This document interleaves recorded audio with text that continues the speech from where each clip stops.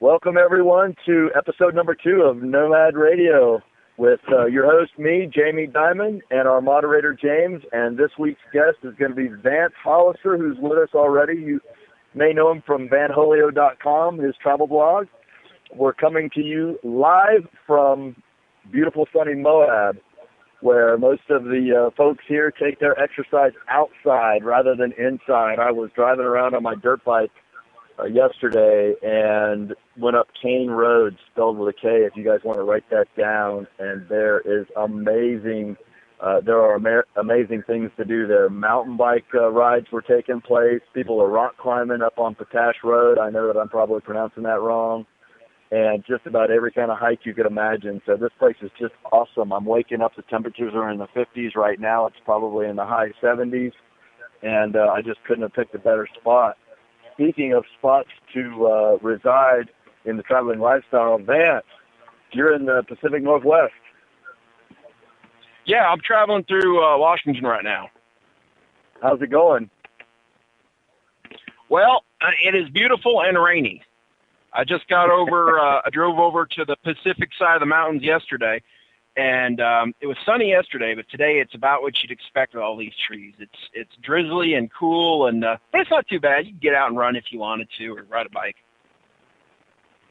I really want to explore the Pacific Northwest. I think it's going to be on my agenda for next summer. So let's go ahead and talk a little bit about your evolution into the nomadic lifestyle. You have been doing this, you say, for a little bit over a year. Tell us a little bit about your transition, what inspired you to get into this lifestyle, and how it's been going so far. Well, I've always had itchy feet, and, I travel a lot just on my own I always like to camp, and I've been to different countries and things, just usually short trips, and I've always kind of wanted to do something like this. I didn't necessarily have living in a van in mind. I've also thought about having a cabin back in the woods and stuff. Oh, can I say that? Shit. A cabin in the woods? No, shit. You can say whatever you want, man. Yeah, you can say whatever you want. Suddenly my granny was looking over my shoulder. What can I tell you? Right. Yeah, but I thought, in fact, even as a kid, I remember there was a movie I really loved called My Side of the Mountain, and it was about a kid who took off, like a 12-year-old kid took off from New York City and goes up to the mountains, and he's eating algae pancakes and a deer he found and living in a tree stump, and so I've always been kind of inspired, and at the same time, I've never been, I've always thought that a regular home and a regular job and mowing a damn lawn and I don't know, all that normal stuff just never was a good fit. But I think what really pushed me more recent, so I've always kind of had that trend, but what pushed me more recently is I've had some good buddies pass away before their time the last few years. And I started thinking, shit, what do I want to do here? I don't, I thought about getting out. I've been doing a lot of traveling this year. I definitely wanted to see some of the country. I didn't know if I wanted to do it permanent or not, but I definitely wanted to get around. So I got the van, and I've been visiting places and seeing friends in different part of the country and stuff like that. And I've decided this is definitely for me. Hey, so I guess that's what it is. Yeah. Well, we have a few callers now. We can go ahead and jump in with questions. Vance, you ready? Yeah, sure, no problem. Let's do it. Go ahead, caller.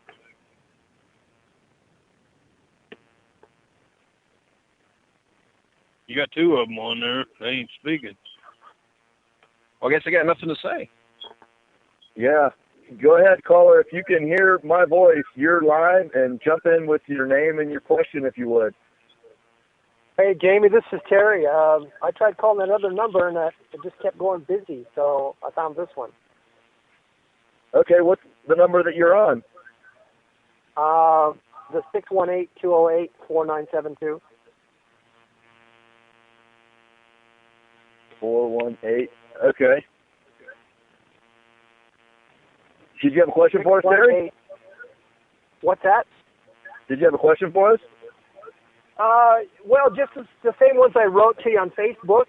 If you're going to build out a van what's the steps that you should go through to build a nice quality build, not just something you throw together with plastic boxes, but something that's going to be, last you the rest of your life.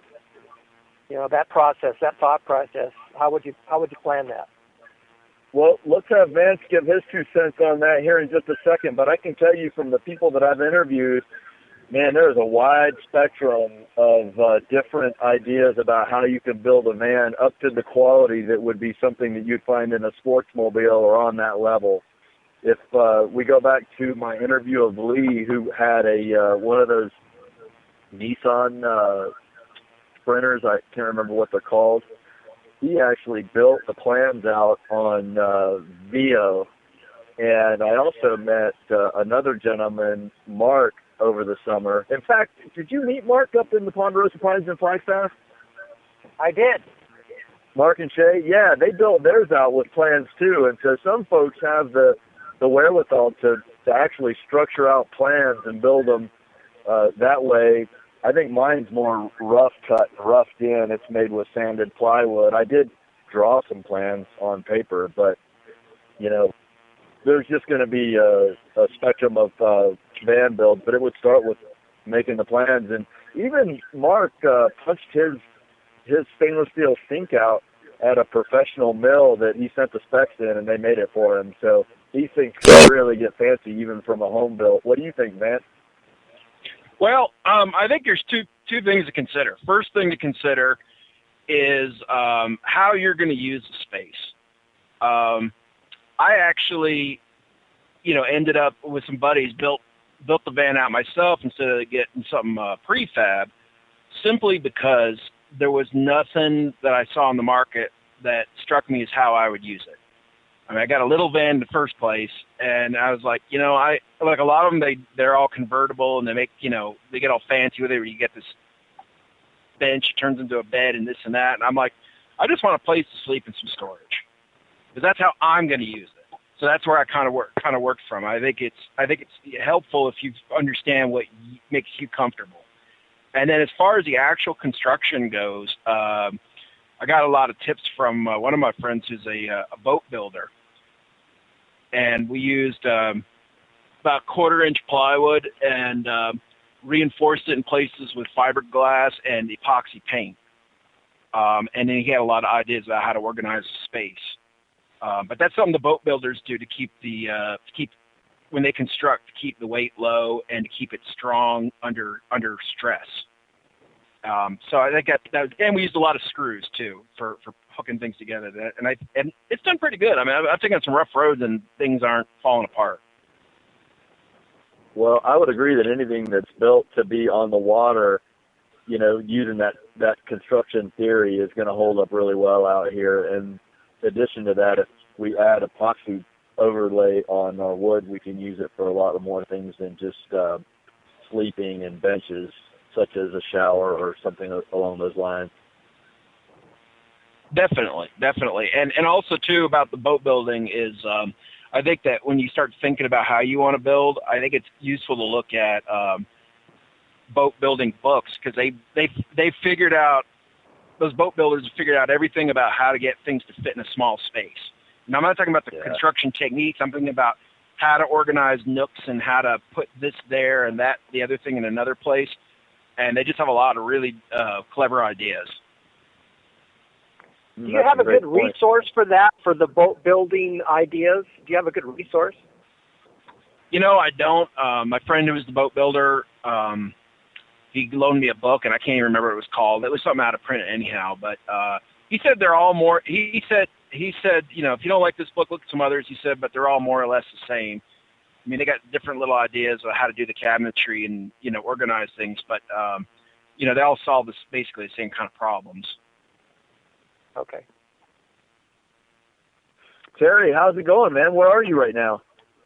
I'm in Tucson, Arizona. I'm driving my car. I'm going to a beginning sewing class because I'm bored and I have nothing to do, and I thought it'd be kind of cool to learn how to sew. So have you been doing any salsa dancing?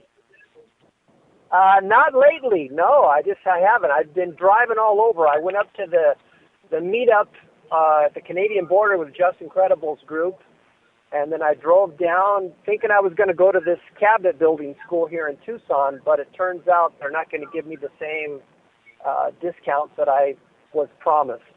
So it's too expensive, so I'm going to bail on it. But I'm kind of looking for either a boat building school or a cabinet building school because I wanted to get that skill set before I attempt to do the van build. And I mean, I'm sure I could build one now, but because I'm a little bit anal, I think I want to do a better job than I'm capable of right now. So I'm kind of trying to work that process. So you're going to end up showing us all up. Yeah, he is. Are you going to end up abandoning your Class C? Or are you going to go away from the Class C? Yeah, I think that's my long-term goal. I mean, right now I'm in it, and it's pretty comfortable, so I'm in no hurry. But long-term, I think I'd like to have a Sprinter-type van, something I can stand up in and live in full-time, and then tow a cargo trailer, which I already have, a 20-foot cargo trailer. And then sell the car and sell the RV, and then I'll have those two, and maybe take some woodworking tools with me and help people on the road and maybe do a little business. I don't know. We'll see where that future comes, where it ends up. But that's kind of where I'm at now. Let's talk about that for a second, because I think that your Class C is something that some folks that might start in vans might aspire to work towards. And here you've already got it, and you're going downsizing to a Sprinter. Could you talk a little bit about your decision process and what was behind that? Well, like always is said, I mean, it depends on what you're going to do with it. Most of my experience has been staying in RV parks before I met you guys there at the summer RTR and started doing a little bit of the BLM land, dispersed camping. And then I went to Seattle, and then Ellis kind of helped me do a little bit of just camping on side streets and, finding places to boondock for free. So I got a little exposure to that, and I kind of liked that idea. The downside of the Class C for me, and I've had several different rigs, and we can talk about that as well, but the downside of the Class C is that it's just a little bit big to be driving on the road, and it's stressful from that point of view because it's wide. It's like 8 foot wide when you're driving it. And if I'm towing a car or a cargo trailer, you're always worried about the distance behind you and cars coming up behind you and passing you, and you've always got to be aware of everything that's going on around you. So it's not as much fun to travel in. It's fun once you get there and you set it up and you have a huge space to live in, and that part works good, but the mileage is not very good. I get about 8 miles to the gallon when I'm driving it. Right. Like right now, I'm driving my little Honda Fit, and it gets, like 30, 40 miles to the gallon. So, it just depends, and you can't go off-road with it as easy as you could with a van, just because of the ground clearance and the distance between the wheels. So yeah, there's pros and cons to everything you do. I've had a couple different truck campers. I've had 3 different truck campers. I've had a fifth wheel. I've had a toy hauler cargo trailer, and now I have this Class C. So until you have every kind of rig, you really don't understand all the pros and cons about it. You can read as much as you want, but when you're living it, then you start to realize the pros and cons. Talk a little bit about the slide-in camper on your truck. Well, I had the latest one I had was a Arctic Fox slide-in camper, and I had a 1-ton Dodge dually that I carried it on. And that was a standard cab. If I were to do it again, I would not do the standard cab because you need every bit of storage space you can find, and having that crew cab behind you in an extended cab version really opens up a lot of storage for you. Mine was a standard cab, so I didn't have any storage up front at all. And you probably hear my GPS coming in here. Is that what that is? So if you're going to do that, you definitely want to get a crew cab type truck, and then it gives you more room. The camper I bought was this Arctic Fox, and it was a lot heavier than I realized. It ended up weighing over 5,000 pounds, which is an awful lot of weight to have on those wheels, dead weight that you're just carrying around. And when you drive down the road, they sway a lot. They bounce back and forth. The mobility is wonderful because you can go anywhere that you can go without the camper, so you can drive anywhere. Having the wider dual wheels is a problem for parking and negotiating in traffic and streets. So there's some stress with that, as opposed to a single wheel vehicle. I think if a guy has a single wheel vehicle with an extended cab and a not too heavy camper that slides in, then it's much more comfortable because you can take it on and off. Mine had electric jack, so I could take it on and off easily, and I never had any problems with it inside. I had a wet bath, so I could take a shower all the time.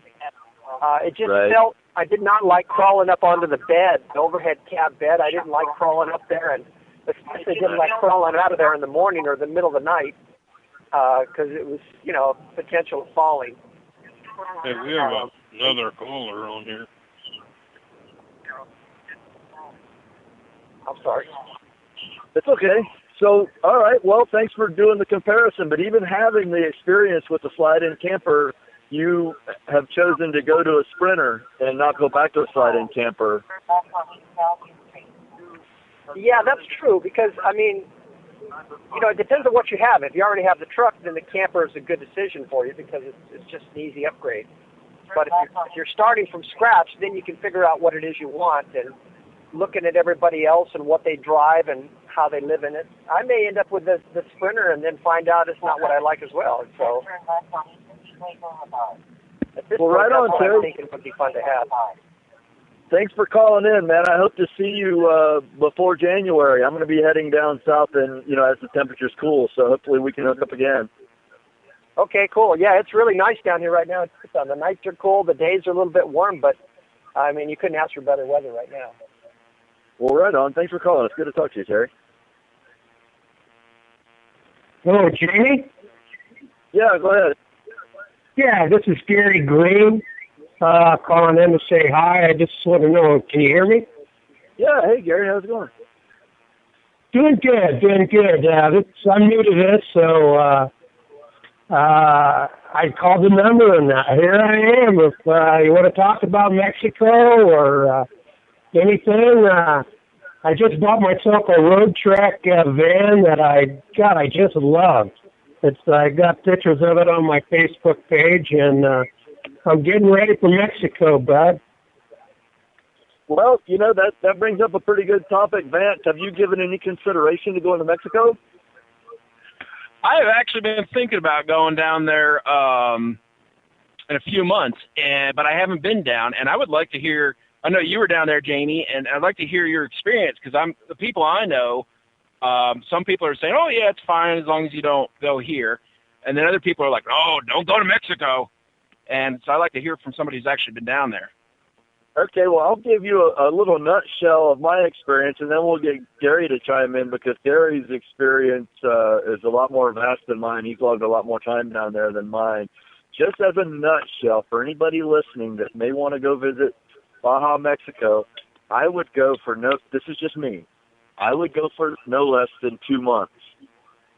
I figured out the cost involved backwards and frontwards and sideways, and you got to figure it's going to cost you about an extra $1,000 to make the trip just to be comfortable. And $600 of that $1,000 is to get you all the way down to Cabo San Lucas, which is the southernmost tip of Baja. You don't have to go to Cabo San Lucas if you don't want to. There's plenty of other things to do right around there and inland that you can travel to, but just build $600 into your budget extra. Now listen, I'm going to spend $100 a month or $150 a month in gas if I stay up in the States. So over a 2-month period, that's potentially half that $600. So factor that in. And then another thing is it's going to cost me about $120 in insurance for a 3-month policy. It's going to cost me about $55 to get a health certificate and a rabies shot for my dog, so I've got those records when I cross the border. A $40 travel visa is suggested. I didn't get one last time. I probably will get one this time. And then there's probably a few other ancillaries. I don't have it written down right in front of me, but I think it came out to $900 all told, but just say $1,000. And you can pretty much count on all the fresh fish tacos you can eat for maybe $1.50 each, give or take, depending on where you get them. And it was just an absolute blast to see a Cortez, La Paz, camping on the beach. I had four-wheel drive. You don't absolutely need it, but it was nice to have it to get to some of the places we visited. Gary, where do you weigh in on this? Well, Jamie, you got it budgeted pretty darn good there. I can just say just from the beginning at the foundation of wanting to go to Baja, number one, you got to have a good vehicle. You got to have good tires. It's got to be in good running order, or you're not going to have a good time. You don't want to go down there broke. You want to load up on insurance for your vehicle in case anything does happen. I've been going now 47 years. I've never had any trouble whatsoever. And a lot of times I was a dumbass kid and I could have got myself in trouble. But Mexico is what you make of it.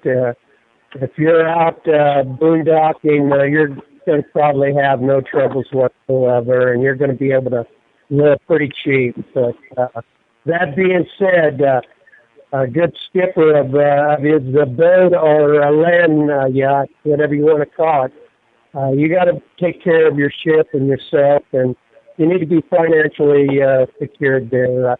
I'd say if you're going to go for a couple of months, at least $2,000 in your pocket, and have a good running vehicle, and you can have a real good time.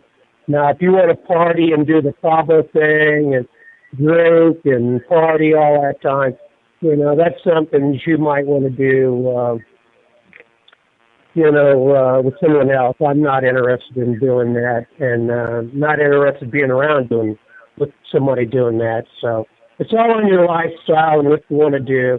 Baja's a very beautiful place. It's a land of yes and not a land of no's.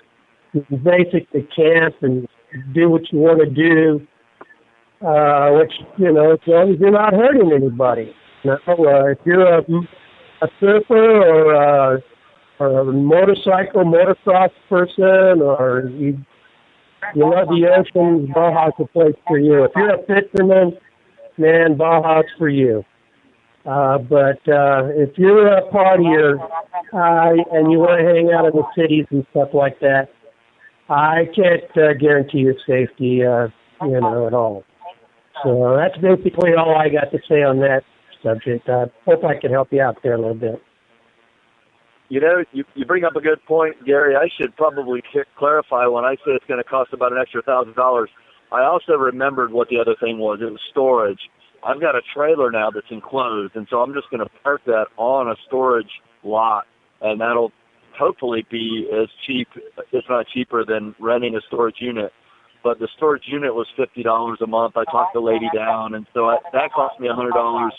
I put my gun and my bullets and everything associated with that, and just stuff I didn't want to bring in storage for 2 months, and I'll do that again this year. But the $900, $1,000 that I mentioned is how much it would cost extra out of your budget. See, I've still got to build in for food. I've still got to pay for American insurance. I've still got to have the cost that I would normally have in the States. That's how much extra to be put aside for me. And a lot of the things that happened to me when I was down there, I was over at the AutoZone trying to figure out how to say hose clamp in Spanish. So, and I was able to do a lot of the mechanical work. Well, I was able to do all the mechanical work myself to get us back in when we ran into mechanical problems. So that is a consideration. But Baja is awesome. I didn't go out to any nightclubs. I'm not saying I wouldn't go out to any nightclubs this time. I might go out and have a night like that, get a group together and go do that. I just would like to taste all of it, but stay out of trouble at the same time. What about what do you think about further inland? I was thinking about going down to up through the mountains to like Copper Canyon and some of their parks down there, maybe down to Michoacan. Gary? Well, that's over on the mainland, and I'm not really familiar. I haven't been over there in over 20 years. My expertise is in Baja, but I know one thing, that Copper Canyon puts the Grand Canyon to shame. It is one beautiful place. Michoacan and San Blas area down there, and the state of Nayarit is just absolutely beautiful. But there's a lot of bugs. There's a lot of what? Bugs. A lot of bugs in the jungle down there. Oh, bugs. Okay. Yeah, mosquitoes, no-see-ums, momos, you name it. You're going to get bit. Yeah, but I don't hear you talking about two-legged problems, so that's good. This is the deal on trouble for Americans. Most of the guys down there in Mexico are cartels. You hear about it on the news up here. And their number one business besides drugs is tourism. That's where they unload all their money, all their drug money, goes into the hotels and stuff like that. So, as a tourist, you're their money source. So, it's pretty much all hands off on tourism. But if you're around looking for drugs in downtown Tijuana or El Paso, someplace like that, you're probably going to find some trouble. If you're easy to get robbed or something. But I would be more scared in downtown LA and than most places in Mexico. Oh, there you go then. Yeah, I would consider a trip down into the mainland sometime. But if I did, I'd have to get my full-blown passport, Vance, and I'd want to just keep going. I'd want to go to Panama. Probably have to put my dog up with somebody for the trip just because of the holdups at all the borders because of an animal. But I would be down for that at some point. Yeah. You're talking you're talking the Panama, the Pan Am Highway there. And that goes all the way down into Chile. And, the only main obstacle there is getting across at the Panama Canal into Colombia. You have to set up some kind of a ferry system, and they kind of mail you there. But otherwise, it's a doable trip, but got to have a good vehicle. And I don't think you really need four-wheel drive, really. There's a lot of people that are doing it on motorcycles and vans and stuff like that.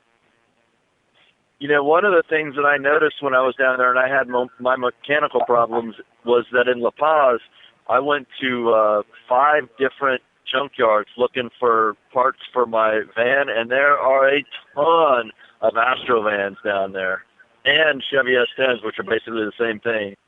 So that was something good to know. I don't know that I would trust going down into Westphalia. Well, I know that as far as Fords and Chevys and Dodges in Mexico, you're going to find parts for them, Yep, that was my experience too. So, man, y'all got me a little bit. I'm pretty sure I'm going to go. Do you have your passport? Yeah. Are you talking to me? No, he's talking to me. Vance. Oh, yeah, I'm passport. Yeah, absolutely. Are you going to start making your way south as the temperatures drop? Oh, yeah. I'm definitely heading south, and that's when I was thinking about going to Mexico. I'll be going, I'm coming from Washington down the Pacific coast. I wanted to check out this area. And then I got family in Texas for Christmas, but I was thinking I had some time. I was thinking about going to Mexico. I may not do the whole 2 months like you were saying, but I may pop in for a little bit, instead of just going straight across. Well, it's worth noting that if you're going to go at all, I think that most people here's a guy with one visit under my belt to say this, but if you're going to go at all, do yourself the favor of going down at least all the way past San Felipe down to Mulahay into the Bay of Conception, which is about halfway down, I think, because just going over across the border or San Felipe, you're still getting the very, very tourist version of it. Oh, absolutely. Yeah, no, I live, part of my life, I live along the Texas-Mexico border, and I know how the border towns are. That isn't Mexico. That's its own thing. So going back to your original launching off into the lifestyle, what was the feedback you initially got from your family? What did your parents say? Do you have brothers and sisters? What was their take? Your friends when it became known that you were going to start living this way? Well, when I first took off, I wasn't necessarily going to live this way beyond a year. Like I said, I wanted to at least get out and check out the country some, and kind of do a trial run. But I would say most people I'm close to were supportive. One thing that helps is that I'd already been freelancing for a couple of years, supporting myself, and they knew that I could take that business on the road. So nobody was like, well, you're going to be broke and you're going to be in trouble. Some people were worried about security, but I don't know. I just didn't pay attention to them. What was some of the security feedback that you were getting? Oh, everybody says the same damn thing. They all say, "Are you going to bring a gun?" that's all anyone says. Do you have a gun? Right.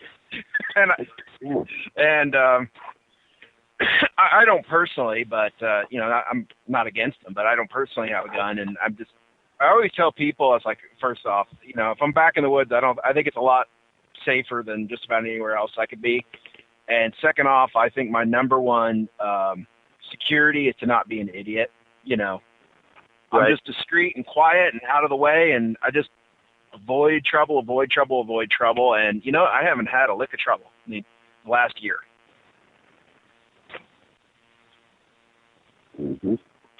Well, there's something to be said for that. You said that you did freelance work. Do you mind talking a little bit about, for others that might be listening, how you're making money on the road, how you did, and just some suggestions on how others might be looking to do that?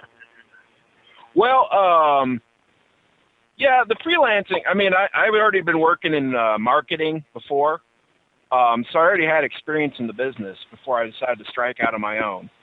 So I had a portfolio. I knew how all that works and everything. And I started building my business with one of those websites. It was called Elance. Now it got swallowed up by something else. I can't remember what they're called now. I'm mostly working off steady clients at the moment. But I got started on that way. And, it took a year or two to build up enough business. This last year, I haven't been doing as much because I've been mostly wanting to travel. So I've been kind of unwisely living off savings with a little bit of freelancing. I'll probably take it up again next year. But I had discovered one thing I think it's important to consider is the internet isn't as solid everywhere as I thought it would be. I got myself, at first I had an expensive Verizon MiFi plan. Yeah. Thinking, hey, I'm going to be in connection. I had this vision. I could freelance anywhere. I'd be sitting out in the woods, on my computer talking to my friends in other countries on Skype and this and that. And I have found that it's not always that good. And so I think if I were doing more work, if I were doing more like a more sort of more of a part-time, full-time level of work, I would have to stay around cities a bit more. That's the only thing. It's like right now, moving through the mountains in Washington the last few days, the connectivity has sucked. And if I were trying to get on conference calls with clients or, having to get out deliverables and so forth, it'd be a pain in the ass. So that part of it has, that's what I think is the only real big obstacle is you would just have to make sure that you time your travels, your locations and your times that you travel to make sure you got connectivity when you need to be available to clients. But other than that, it's not that bad. It'd be easy. Do you still have Verizon? Yeah, I still got the Verizon, but I downed the one plan to almost nothing.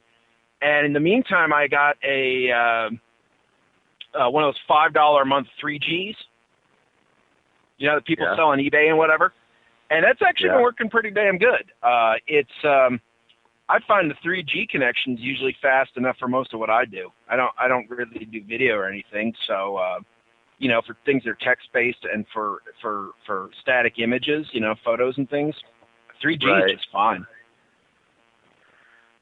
Yeah, I just got to get into my service. I've had the Verizon Jetpack, which is solid. It's a good program, but they only give you 20 gigs for $100 a month, and I think that I'm grandfathered in. So when I let this go, I might not be able to get it back. But I jumped over to Millennicom just yesterday, and it says that it offers the 4G LTE, but I'm not getting it at this spot. I'm getting the 3G, and it's unlimited 3G for $95 a month, and 22 gigs of 4G LTE for the $95 a month. And so I'm still on the fence with how great I think it is, but it's encouraging to know that you've got 3G and it's taking care of most of your stuff, because I think that's what most of my signal is going to be now.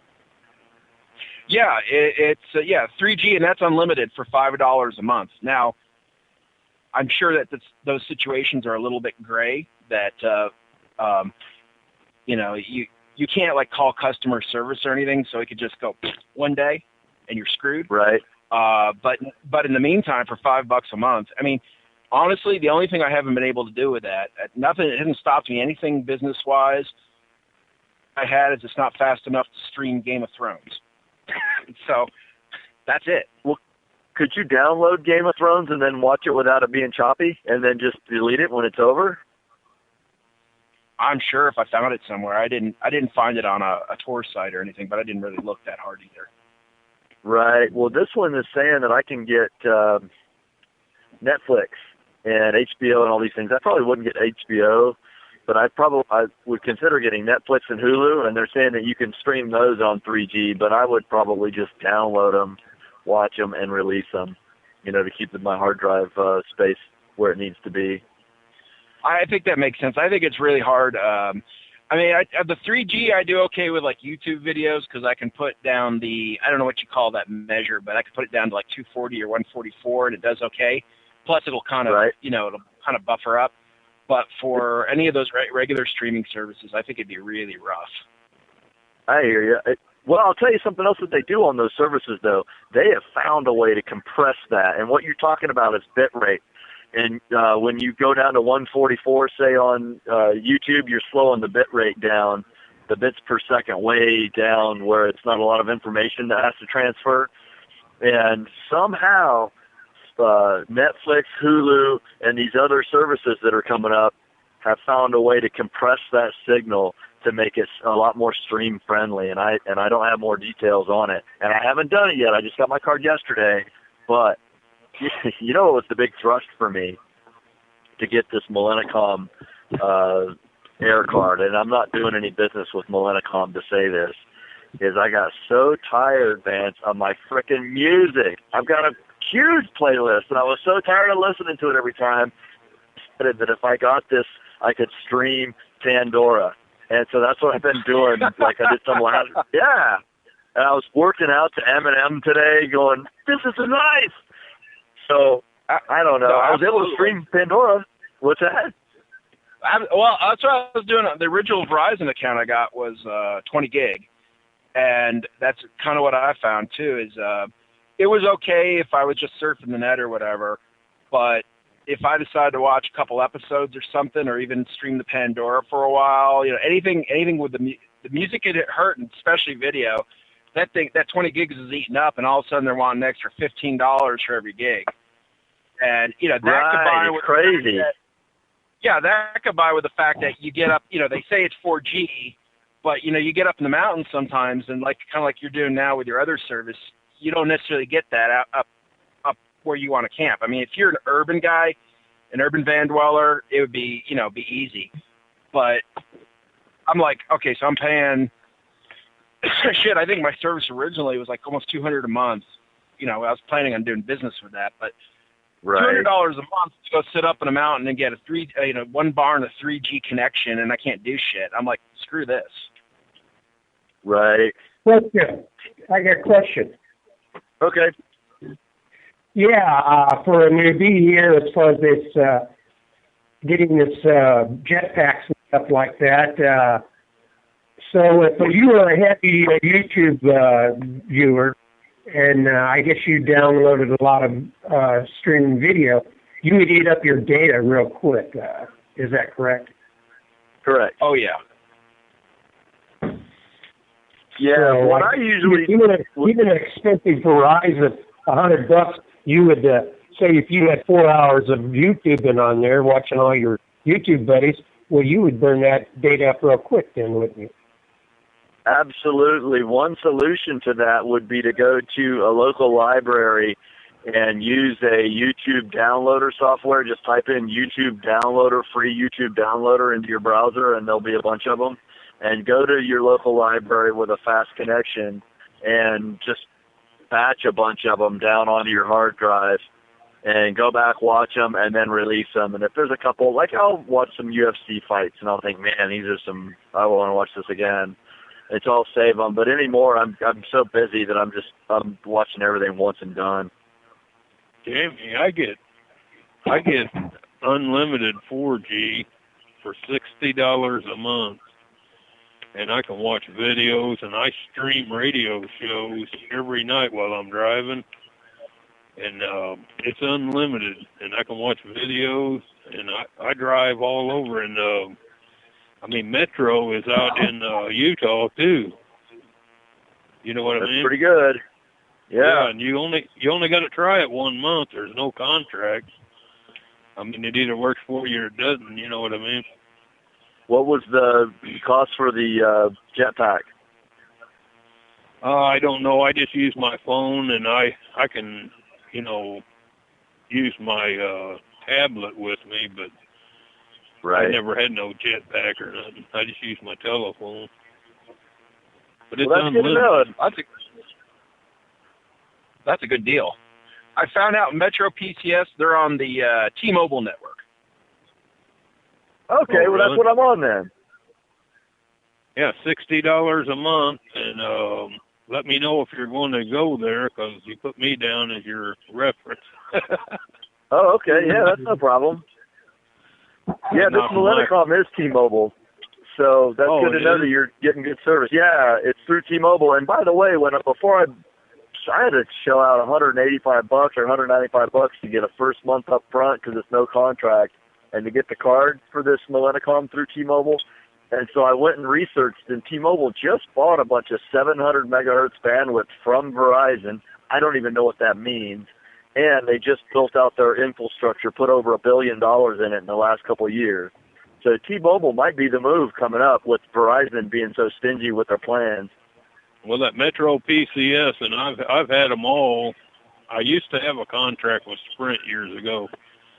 But the reason I would jump around a lot, I would go to these ones that didn't have no contract, because driving a truck, I'd go state to state. There were some states that you couldn't get no signal, and I ain't had no problem with this Metro, anywhere I went, you know what I mean? So T-Mobile, that's good to know. I guess it's T-Mobile. It's Metro PCS, but they're all over the West, too. Do they all use the same towers? Does it what? Do they all use the same towers? The cell towers? I don't think they do. I don't think they do. They may have their modules on the same physical towers, but they have their own infrastructures, all of them. And then what will happen is somebody like AT&T, Sprint, or Verizon will sell bandwidth in bulk to companies like Virgin. If you get a Virgin phone, then you're using AT&T or Sprint. If you get my phone is it's a track phone, and I get Verizon service through the track phone. So there's some main ones out there, and I think it's AT&T, Sprint, Verizon, and T-Mobile are the big four. And they'll all share and roam, but they're different modules on those towers. Okay, thank you. Oh, you bet. Do we have any more callers? No. You got one on there, but he ain't talking. Another Is guy. it Gary? Is Gary still with us? Yeah, I'm still here. Did you have anything else that you wanted to add today?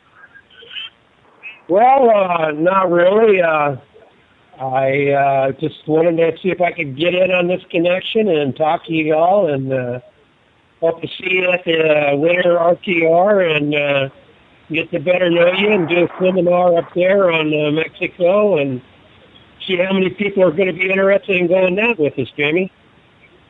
Absolutely. I think it's going to be a fun trip. Oh, well, hang out, man. Excuse me? Hang out on the line if you're not busy, in case anybody has any more borrow questions. Otherwise, we'll just see you down in Quartzsite. Okay, yeah, I'll hang out. I've got nothing to do. That's one thing. Okay, cool. Do I pay in there? Honestly, I started last week. I couldn't. Man. Yeah. Let's circle back to the freelance topic. I know a lot of folks are at home and they're listening and they want to try the traveling lifestyle, but maybe they've got some savings and they're nervous about when that savings goes away, what they're going to do, or maybe they're not super confident that they're going to be able to find work on the road. Talk a little bit about how freelance works and how Fiverr works, if you would. How? What's the second thing? Fiverr? Fiverr. Oh, Fiverr, the website? Yes. Oh, I've never used Fiverr. I have no idea. I used one called Elance. Not yet. And I think now they got bought up by Upwork. I'm not sure. Something like there was some kind of merger or something. I haven't used them in a while. Landis, Landis. And first name? Are you hearing an extra voice? Yeah, I think Terry needs to drop off the line. Oh, okay. Yeah. Yeah, so, I'm hearing an extra voice too.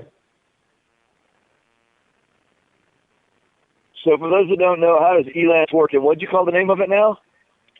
I think now it's called Upwork or something like that. I can't remember for sure what they changed to because I haven't been using it lately. Like I said, I've been living on savings because I want to travel a lot, and what work I am doing are with steady clients. So, but I think all those websites work about the same. They're kind of a social networking site. You go up there, and they've got people who are posting that they want jobs done, and then you can put in bids on those jobs, and you create your own, usually, just like any social media, you create your own page, and only it's very specific to business. So it's a little bit more like LinkedIn, you're talking about your experience. Maybe you put up some, if you're like me, you're doing writing and stuff like that, you put up some sample work and so forth. And then as you get clients, then the clients will give feedback, and you'll get some kind of feedback, whether it's a system of 5 stars or whatever, so that in that environment it kind of builds confidence. Just like when you look for something on Amazon, you look and you see what the reviews are, and to help you decide if you want to buy the product.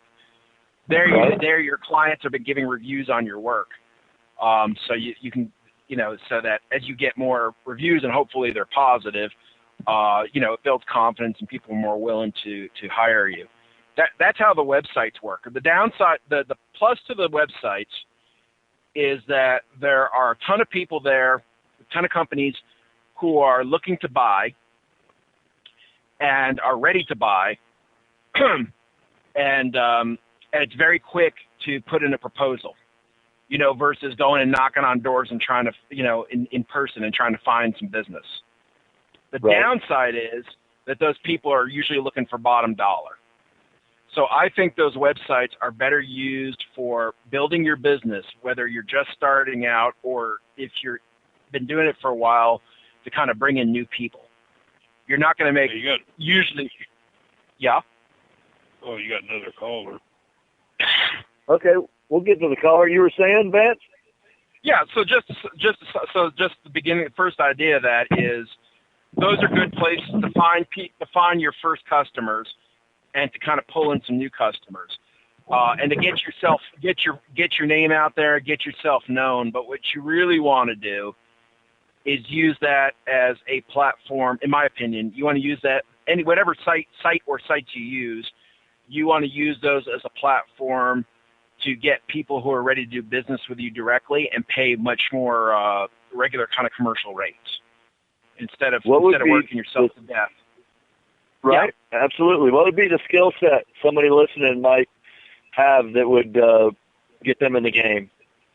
Oh, hell, they hire on those sites for all kinds of things. Anything you can do on a computer, they hire for. They've got, writers and graphic artists and video people, but they hire for programmers, accountants,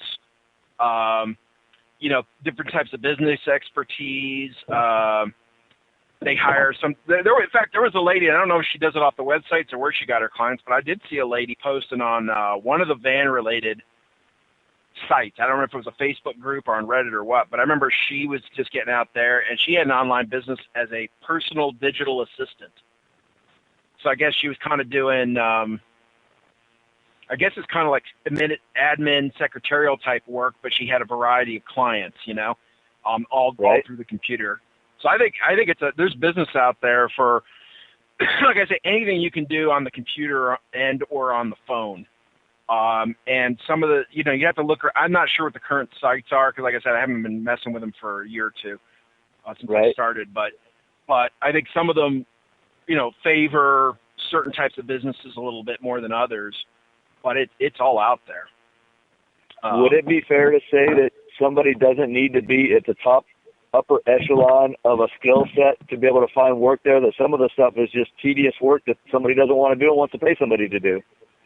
Oh, absolutely. There's definitely work like that. I mean, there was, there's definitely some grunt work there. Of course, that's not going to be your better paid work, but I think that those are, they're definitely there if you just want a little money or as a place to start. I started with the writing, even though I had a background in marketing and all that, and I started doing a little bit of everything just to kind of get my name out there, Right. I did this type of thing and that kind of thing and the other thing. And then as I went along, and that was just, so there were sort of stages to the business. And I think this is important for that, for doing the business online, or even if you were doing, what was that fellow, Terry, was thinking about doing a little carpentry or whatever. The first stage is, to me, just getting your name out there and getting known and understanding that to these people, you're an unknown. They don't necessarily want to do business. They don't know who the hell you are. So your first stage is to just get some clients and get a good reputation.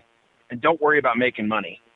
You're going to have to just deal with the fact that you're going to have a hard time finding jobs and get paid shit for a while until you get a reputation, So this is something that somebody could do this right now if they're at home and they've got a job and they want to break free eventually from that job and live a traveling lifestyle. They could start now, and they've already got their paycheck coming in, so it doesn't matter if they're moonlighting. They don't rely on that to pay their bills. Exactly, and understanding that their first goal is not to make money. Their first goal is to get known. So say you're working on an online site, you get up there, you don't have any reviews or anything yet. People are reluctant to hire you. They're like, who the hell is this guy? He says he can do this and that and the other, but maybe he's full of shit, right? But you just keep putting out the bids, putting out the proposals to potential clients, get a few of them. Then what happened is, as soon as I got like 2 or 3 good reviews on there, then people started asking me to put in bids, and they're more willing to talk to me, and and business started increasing, right? Nice. That was kind of the second stage, and then as I went through there. That second stage, I was still working cheap, but I was working steadily. And then after a while, those clients who were happy with me, some of them became steady clients. Some of them who became steady clients, they kept cheap rates. Some of them went on to, I was able to talk them into more expensive rates. But they would give me referrals to people who weren't part of that online website. And I got to the third stage where I'm getting a call from somebody who has had a friend, that I've already been working for who gave me a personal reference that this guy does an amazing job. And they call me and they're ready to do business. And I tell them, and I give them a rate, and I tell them $40 an hour, $50 an hour, or whatever, for the type of work. And they don't blink an eye. And that's the clients I want. But it's understanding they're probably getting that rate from the people they're talking to anyway. Yeah, exactly. And I think that's the important thing to understand. I have friends who would try to get on there who knew I was doing the freelancing. They get on there and they're like, oh, I put in, 30 proposals and no one's gone back with me. Or I put in 30 proposals and this guy wants to pay me $12 to do this thing. It's going to take me 3 hours. And so they get discouraged but they don't understand. It's because they don't understand that there's 3 stages, And it's just if you had a physical business, it'd be the same thing. If you were doing roofs, your first roof job, you're probably going to do it at cost for the ability to put that roof done by Joe's Roof Service sign in the front yard, and that gets you your real business. It's those stages, but it's doable. I think it's important to understand those stages so you have realistic expectations and you put some time into it. I think it took me about a year and a half before I was making real money. I think it's also important that if someone wanted to go into this method of making money, that they go on as a person that would need it and take a look and see what other people's skill sets are and what they're charging so they can be honest with themselves, not only to not overcharge, but to, be fair to yourself too and charge what the going rate is once you've established your reputation. Oh, yeah, I agree with that. James, you said we had a caller? Definitely.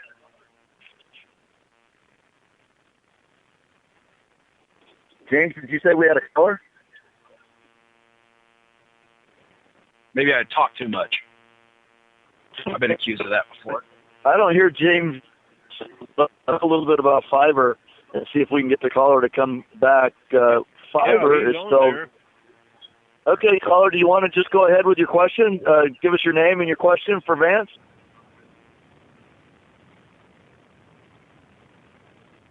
Could be that he set his phone down. I think he's just listening. So let me talk a little bit about how Fiverr works. It's spelled Fiverr, and it's a reference to a $5 bill. And the website started to be a platform for folks that wanted jobs done for $5. And I've watched it evolve over the years, and since then, I don't know how many jobs on there you can actually get away with paying $5 to get, but that's okay.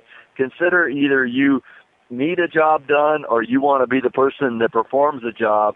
You can go on to Fiverr and type in a subject of what you're good at. Maybe you're good at Microsoft Excel, and there'll be listings of folks that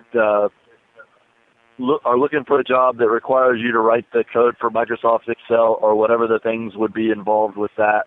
And you can charge $5 for the job if it warrants it, or you can add on things. And most of the jobs that I've gone on to look for, I'll go on there and I'll look for graphics. I do a lot of my own graphic art, but I'm no accomplished graphic artist. And some of the things I'll see, like intros on YouTube, I'll think, how in the world did they do that?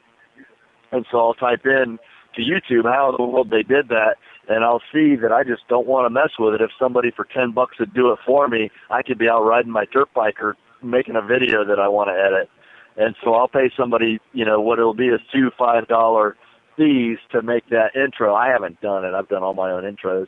But this is just the idea of how it works. Now, to give you an idea of the skill sets required to be able to make money on Fiverr, some of them are just pretty girls that'll hold up a sign for your business and say what you want them to say for $5. This is really basic stuff we're talking about here. Or it can go all the way up into the more complicated. And so, like for instance, I've got a webmaster license to build websites on the Headway theme through WordPress if somebody wanted me to build them a website. And I could set up templates that I could set up myself with the right code so that I could go ahead and customize them to whatever their business is, and most of the heavy lifting would already be done and in place, and I could go on and offer somebody to build their website for them for $5, or depending on the add-ons and the pages that they wanted and the hyperlinks that they wanted, the price could go up commensurate with that. And so just another way that somebody could make money on the road would be through freelance. You could do transcription, copying voice over to text. I know that there are folks that are making $13 an hour doing that live on the road. And so there's really no reason if somebody wants to make money on the road that they would feel that they can't do it with all of the resources that are out there. I'm looking at the Fiverr now, and there's it may put me of a mind of one type of job I used to do when I was starting. I said I did a little of everything. I got paid by a surprising number of people. I mean, at least half a dozen over a few months. And I didn't get paid much, but it didn't take me but 10 minutes. They'd have a PDF form with, the fillable blanks, and they would need to make a change to it for whatever reason, some change in their business. They want to add a field. They need to change the address on there or something like that. Well, they had no idea how to do it. I happen to have, at that time, the pro version of Acrobat. So they pay me whatever. I would go in there and just add a field or change a little bit of text and send it back to them. Job done. There you have it. I just had that little bit of knowledge and that software tool that they didn't have, and they probably didn't want to take the time to figure out how the hell to do it. And there you go. They paid me $10, $20, whatever it was. That just brings up another good point. It doesn't have to be something that's super difficult. Some people are just, their time for their own business is worth more than figuring out how to do something, and they'd rather pay somebody if it's your wheelhouse. And so you might ask yourself, well, this doesn't seem so difficult. Somebody might be busy making $50 an hour and doesn't want to screw with it. So there's a lot of jobs out there. Well, shit. Look how many businesses offline. Look how many businesses there are to do oil changes. I've done an oil change. It ain't hard, but it's, to get the oil and get the filter and set up the car, and then nowadays you got to dispose of the oil and everything. It's just easier to go in and get the $25 special. You couldn't do the oil changes on the road necessarily. Maybe you could, I don't know. But it's the same kind of idea. People will pay just for something that's just, doesn't cost them too much, and it's just more of a pain in the ass to do themselves. Let me ask you another question if we were to shift gears, Vance, and talk about your evolution into the lifestyle.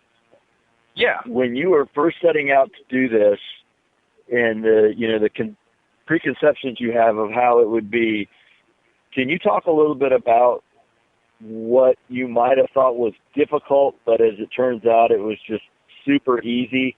Anything come to mind that you could tell us a story about?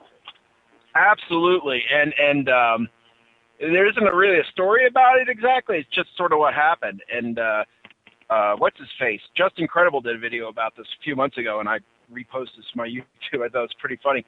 I was all worried about stealth. I put in all kinds of effort to make my van look stealthy, and that hasn't mattered at all. Now, if I were an urban van dweller, maybe it would matter a little bit more. But I think stealth is overrated. I think a lot. I agree. I should do about this, but I think a lot of stealth. I thought of stealth as one. I thought the cops would be searching everywhere. And then the other thing is that I thought of stealth as being totally invisible. But I think a lot of stealth is about just not being noticed, which isn't quite the same thing. And I give you an analogy. When I was in high school, they made a big deal about you need a hall pass to go through the hall or whatever. I used to walk everywhere between classes. And as long as I wasn't causing trouble and just kept an attitude like I'm doing what I'm supposed to be doing, I never got questioned once or asked for a hall pass. And I think if you're just parking your van somewhere and it's the kind of place where a van like yours would be parked, and you're not causing trouble, and you're not setting out your folding chairs and your awning and doing a barbecue, I don't think anybody's ever going to think twice about it. I would build on that by saying that most of the times that I've had a knock on the van door, it's been that someone in the area maybe owns the property close by, and they just want to make sure you're not up to something. And that's really all it is. If they knew you were cool going in, then it's all good. I just don't think it's a big issue. Walk us through a typical week. I would say walk us through a typical day, Vance, but I know how some days I just sit in my van all day, and sometimes I do a supply run, and sometimes I've got to get water, and sometimes I just go screw off all day. What's a typical week like for you since you started this lifestyle? Well, like I said, I've been traveling a shitload this year. I mean, I've done about 35,000 miles this last year, going all over hither and yon, and so a lot of it's traveling, but I've kind of slowed it down. Ideally, what I discovered is that if I drive around one day, even if it's only 3 or 4 hours, ideally I need to sit still somewhere for another 2 days, or I just start getting tired. And by tired, I don't mean sleepy tired. I mean, I just get sick of looking at shit. And so, like, yesterday, I came up through the mountains through Mount Rainier National Park, and it took about 3 hours to drive through and find a place to camp and so on. I am moving again today because it was a paid campground, and I want to find find someplace free. But what I'm going to do is go and find someplace free, kind of quiet, and just probably spend a couple of days there catching up on, some work for clients and my own, put another post up on vanholio.com, just chill out, read some books, go for some long walks with the dogs, and then I'll take off again, and I'll, head to the next spot and drive 2, 3, 4 hours at the most, I hope, and then camp out for a couple days. And that's kind of my a pretty good life. It is. It's very natural. Yeah, I would have to agree with that. What do you do if you come into a new town and you need to get packages? Do you do much? I've been struggling with that. Usually what I do is these days I'll get the package sent to like a UPS store because they seem to be the most flexible. And actually, I want to hear your opinion on this. Do the UPS stores, will they take FedEx packages? I've never tried to send one to a UPS store, so that's a good question. I would imagine, I think UPS stores use the UPS brand. I could be wrong. I think they use that brand, but I think that their mailboxes, et cetera, basically branded as UPS stores. See, that's what I think so, too. And the reason I worry about that is that I've got buying stuff on Amazon, and then there's a couple companies I deal with. I can't choose what carrier they're going to send it out with, and they don't even know necessarily ahead of time because they're doing some kind of thing where they get bid on each of their shipments, and so it's catch as a catch can. I'm like, oh well, because if I know it's coming UPS, I can send it to a UPS distribution center. If I know it's coming FedEx, I can send it to pick it up at the FedEx place or Kinko's or something. But if they're, if it's a roll of the dice, I've been okay so far with the UPS stores, but I haven't had them try to do a Kinko's. So anyway, since I've been traveling a lot, that's what I'll do is when I order something, I'll think about, okay, in about 2 weeks, I'm definitely, even if I change my route a little bit, I'll definitely be passing through this town. So let me send it there. And I send it a week or two ahead to make sure that it gets there, by the time I'm there, so I don't have to wait around. So it's not a big deal for you. No. And then for my my regular mail, I've got one of those. I use Traveling Mailbox. It's one of those online services where they scan stuff in. And then if you want the physical mail, they'll forward it to you. They'll also take packages. Occasionally, I've had a package sent there, but not often because for them to turn around and reship it costs a lot of money. I've only used that just on occasions where I was really worried about the package or something. Right. Well, plus you want your package. You don't want to wait for it if you know you're going to be someplace. Yeah, absolutely. But it really isn't a big deal. So what do you do for a driver's license? For a driver's license? Well, I got a New Mexico driver's license now. I read that on your website. Would you care to talk a little bit about that? Yeah, sure. So what I did is, you do what you got to do. It's a little sketchy. so I'm not going to be anyone's lawyer and say it's okay. But I wanted to move, and if you could see me, I'm making little quote marks up in the air. Right. I wanted to move to New Mexico for basically it all had to do with mostly because of medical care. Since I'm self-employed, I buy my insurance through Obamacare, and there's two problems with that. Number one problem is that my policy in Texas, like most policies around the country, you can only get your normal medical service in your state. So I had to drive this summer. I had to drive all the way back to Texas to see a doctor, and that's just too damn far. Hell, just covering Texas is a trip in itself. And then the other thing is I found that since I'm not earning hardly anything this year with all the travel that I could get really cheap, possibly free insurance in New Mexico through the extended Medicaid. So I wanted to move to New Mexico. Like I said, first off, so that New Mexico is more central to where I probably would be traveling over the next few years, so it won't be so far to go to the doctor. And if I continue to not earn much, then it'll be cheap or free. So what I did is I just found an address in New Mexico and used that told the DMV that that's where I'm at, and used that as my address. And then set up with the U.S. Postal Service that anything that came to me at that address would forward to me at a different place. Did that include your driver's license? It included my driver's license, and I have my driver's license in hand. Okay, so you just used an address in New Mexico, and you put in a forwarding address paperwork with the post office, which is good for 6 months, to your mailbox service. Yes, exactly. So I went into the motor vehicle department, set it for that physical address in New Mexico, but when they finally sent the driver's license, it got forwarded by the post office to my mail service, who then, I asked them to forward it to me wherever I was at. I did something similar. I talked about it in the last show. I won't get into it on this one just to not repeat myself, but I am very much looking forward to the day that we get a North American driver's license. I am too, and I think there's what I did was sketchy, but I did what I had to do. But there's also it actually kind of bothers me that it's so difficult.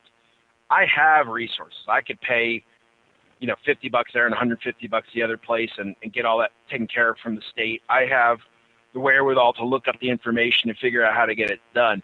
But there's people who are, I'm technically homeless because I'm living in a van and not at a bricks and sticks. But there are people who are genuinely, economically bad off. The truly homeless are just kind of out of luck, out of options. And what the hell are they supposed to do? This bureaucracy to get a license is all set up on because it's convenient for 99% of the population to be based on an address. But there's no reason it has to be. It could be based on something else. And it's making it hard for people who have a need.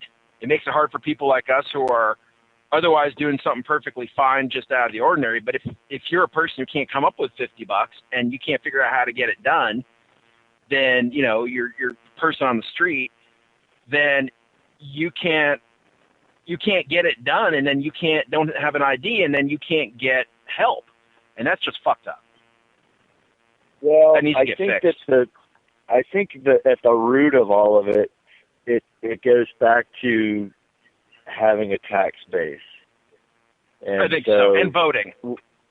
Maybe voting too. I've always felt like voting is. We don't have to get into this topic. I've always felt like. Okay, so for one thing, if we're going to talk about the upcoming election, since it's just right around the corner, there should be a box for neither one or none of the above. And if none of the above wins, the election should have to start all over again. So why don't they do that? Idea. So it's not my idea. Cool idea. It's not my idea. I think it's Neil deGrasse Tyson's idea, but I think it's a brilliant idea. So if we talk about, I think that the voting thing is to register to vote so they can get you on a jury. And so I don't ever register to vote because I don't ever want a jury summons. So that's my thing with that. I also feel like they give you the choices that they want you to choose from instead of who you would want. But going back to the driver's license thing, I there may be some things in place where you could just get an ID for very cheap and without an address. I know that in Arizona I could use a homeless shelter as a legitimate address, and I don't know if New Mexico would offer the same option. So that I don't know, but it all comes back to we need to know what state you're in so we can charge you your state taxes and we can get all that stuff collected. And, you know, I'm from North America. Why do I need, I've got a passport that says James Diamond from, you know, North America. Why can't I have a driver's license that's the same way? Absolutely. Yeah, I believe when I researched it, and I didn't put all this in the post, but when I researched it, because to make federal help, Social Security and medical care and whatever available to the homeless, most of the states, to be compliant, they'll let you use the address of a homeless shelter. You just need a letter from like one of the staff saying, yeah, this is where he spends most of his time. We can consider him a resident. But again, that's a workaround. That's a workaround that's a solution to a problem that shouldn't have to exist. And but you know, it's the taxes. And then when I said the voting, what I meant was they want to know where people are so that states can have their number of reps and they can apportion federal monies and all that kind of stuff. And I get all that, but you know, that it's for their convenience. There's not a moral or legal reason why I should have to bend to all that, as far as I'm concerned. They set it up to be convenient to solve one problem, but they created another problem. That's stupid. Well, it's also an antiquated system to know what state you're in, to elect officials to go to speak as a representative on your behalf, because back in those days, we had to till the farm. We had to see to the livestock. So we voted this one guy in that we thought was a really good guy in our community to go speak on our behalf because we couldn't be there to listen to all the issues. But since then, things like the internet have come out. So we could go online and we could vote for ourselves on anything and everything and read the issues just in the same manner that the person that we elected could. And so I just really believe that the time is coming and has come that we've got an antiquated system that's ready for an update. Yeah, I agree. There's a lot that was just, you know, it's like any bureaucracy. I mean, it's the same thing in companies. It's the same thing even in families. Like, why do we do this? Well, because it solved the problem 50 years ago. It's like, yeah, but do we have the same problem now? Well, this is how we do it.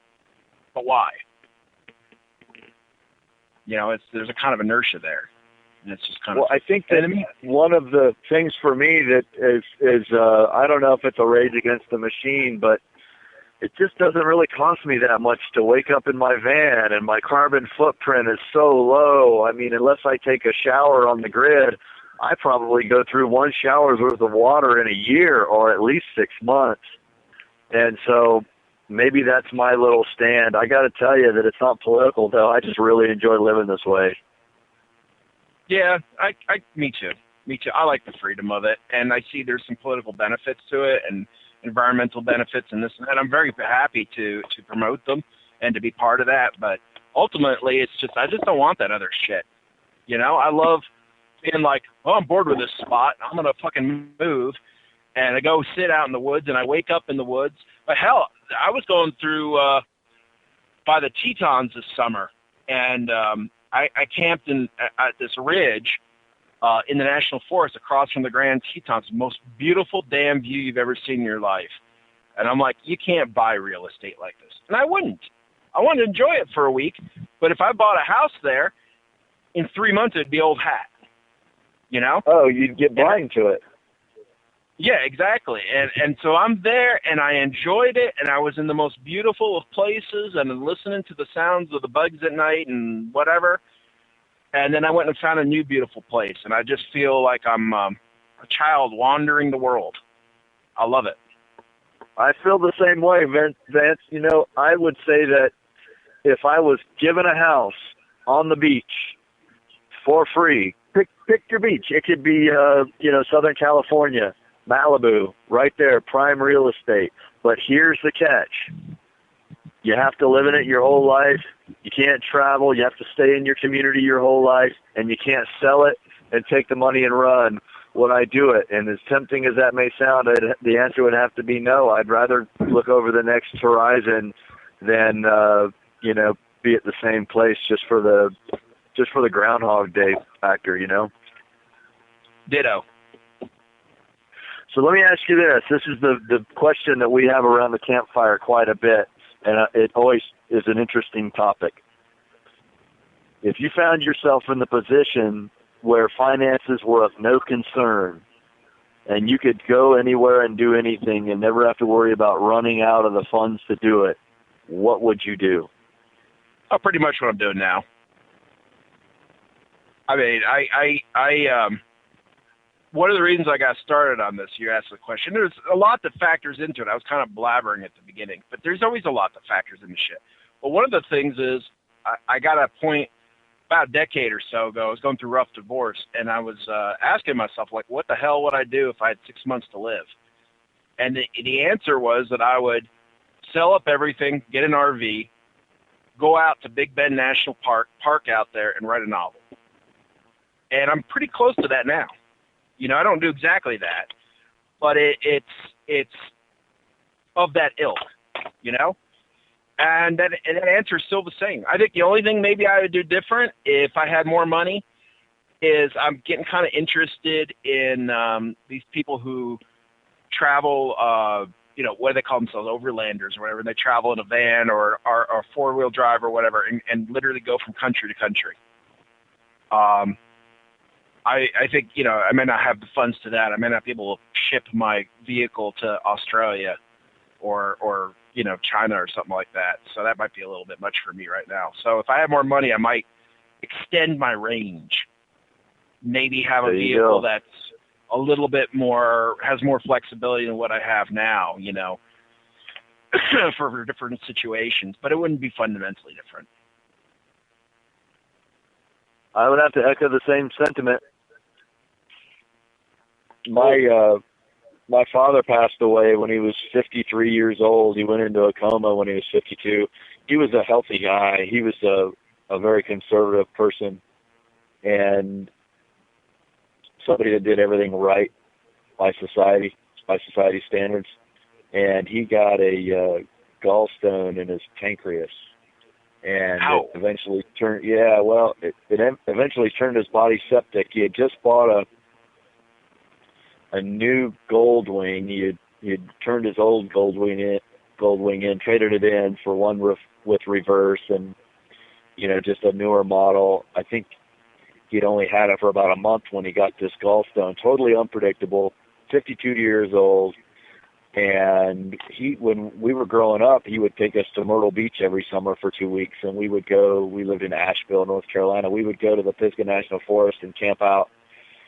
And so I got to experience what it would be like to camp. And what he wanted to do when he retired was be a campground host. We had this big 30-something foot Class A that he took really good care of. And so he wanted to just retire, and he not so much needed the money from the camp hosting job, but just that's what he wanted to do. He had a pension, he had a 401k, he had his Social Security coming to him, and life was taken from him without any notice. And it was a reminder to me that we just have no idea when our last day is going to be. And so I think if you look at the statistics, the model of working till you're 65 and then retiring and living on a pension and a Social Security, I think overall, statistically, that's a losing bet. And I respect anybody that's doing it, but I find a lot of guys, Vance, on the trail when I go to Capitol Reef or I'm right here by the Arches in Moab that will be walking alongside me in their late 60s, early 70s with a knee brace on and having a little limp. And I've had people come up to me and say, you're doing it right. You're doing this while you have the faculty physically to do it. That's the way to go. And, again, I'm generalizing, but I just really think that life is so much more than a grind. and waiting for something down the road that may not happen. I think that's absolutely true, and I don't think for everyone that means driving around, traveling in a van. It depends what your thing is. I got a friend who's actually lives up there close to you, where you're at now in Moab. He's an archaeologist for the Bureau of Land Management. Older guy. I don't know exactly his age. He's probably call him about retirement age or whatever. His first career was as an electrical engineer, and he liked it. It was a good job. Definitely helped him, support his family well. But he got to a point, he got laid off, like so many companies, it just ended up to where he got laid off. And he was going back to school to do some further training, something related to that. And then one day he's just like, fuck this. I am burned out on this goddamn career. I'm burned out on this business and the kind of bullshit's involved with it and everything. And he's like, and his family was like, he was like around the table at Christmas saying this. The family, his kids were grown, and so they're like, well, Dad, what would you do? He's like, shit, I don't know. I could study archaeology or something. They're like, well, why the hell don't you do it? We're grown. We don't, you don't need the money. Not that much. You got to make a living, but you don't need to make this living. And his family actually talked him into it. And he doesn't make nearly as much money, I'm sure, as he did when he was big shot engineer. But he became an archaeologist. He's working for Bureau of Land Management. He goes out every day in the truck and going around to dig sites and everything. It's having a great time. And and the same thing what you experienced. He's still in contact with a lot of guys that he knew from back in the day when he was an engineer who are now, high up millionaires, big execs. And he says all of them are like, dude, you did the right thing.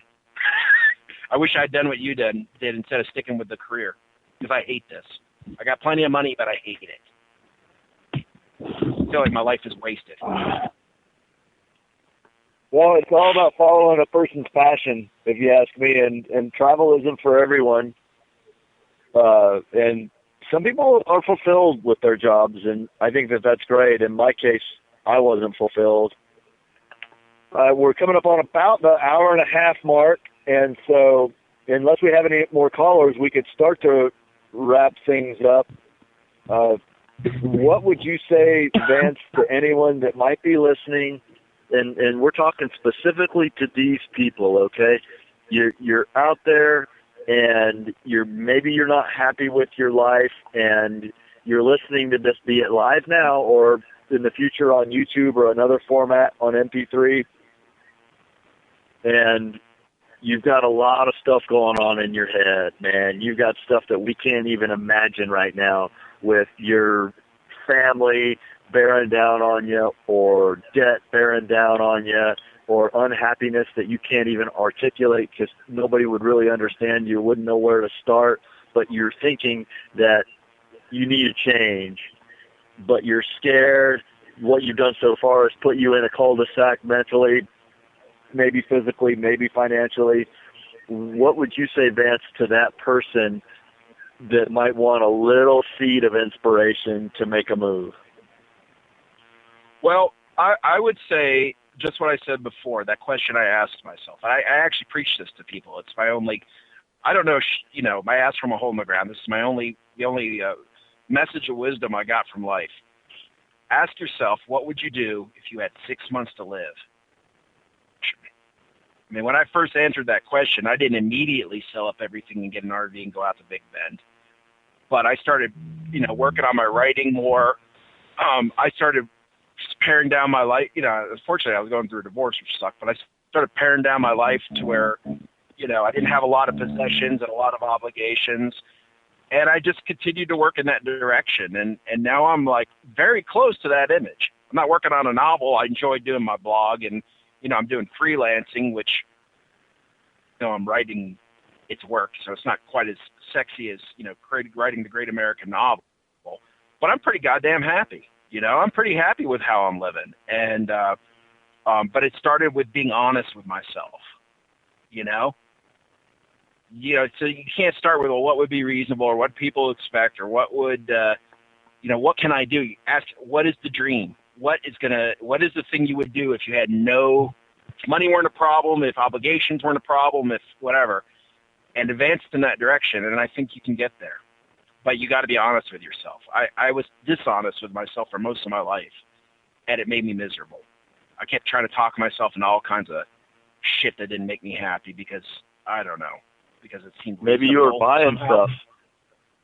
Yeah, buying stuff, trying to push myself toward career goals, and when I didn't give a shit, buying a house when, you know, space doesn't matter. You know, I finally had to get honest and say, you know, I like writing, I like traveling. The thing that matters most to me is time, which no job can give you. But that, you know, that was my answer. But it took me a long time to stop double talking myself. Well, thank you very much. Yeah. Okay. No, if you have more to add, let's do it. Yeah. Let me just say, 30 seconds or less. Okay. Take your time. You know, the thing is that it's like, if you think about the logistics of moving into a van, like how am I going to be safe? How am I going to make a living? You know, or the logistics of going back to school to take a new career, or the logistics of moving to Spain, or whatever the hell it is that you want to do. Honestly, I think that the once you're clear on what you want and your heart is straight, the logistics are much easier to work out than making the decision. It's making the decision that's hard. Because once you make the decision, the rest is easy. I mean, once I made the decision to get into a writing career, you know, I took steps. One thing led to another. Once I made the decision to move into a van. Well, I did about a year of research on that whole project, but there was, you know, a ton of information at Cheap RV Living, but also on, you know, on the various forums and like, so, you know, the Van Dweller subreddit, YouTube videos, things that you've done with enigmatic nomadics. I mean, that information was out there to make it happen. It wasn't that hard to work out. It was making the fucking decision. And that started with self-honesty. That's it. That's what I'm preaching. I think that there's a lot of people out there, myself included at times, that kind of default over to being a people pleaser to the people that we think are important in our lives. And I would also add to your story that if you're in a situation where you're afraid you're going to let people down, either number one, they'll get over it, or number two, you can't live for their impression of you and their approval anyway. Absolutely. And you know what? The people who are really worth making happy want you to do what you need to do to make happy. Within reason. I mean, they don't want you to abandon your kids or anything like that, but you know, there's a whole lot more wiggle room than you think. Thanks a lot for being on the show, Vance. Well, thanks for having me. It's been a pleasure. And I hope everybody go to vanholio.com if they haven't been there before. Got to put in the plug. Absolutely. vanholio.com, where Vance pontificates the traveling lifestyle and just whatever is on his mind from one day to the next. I highly recommend it. I've spent time visiting there. Thanks much. The seasons progress.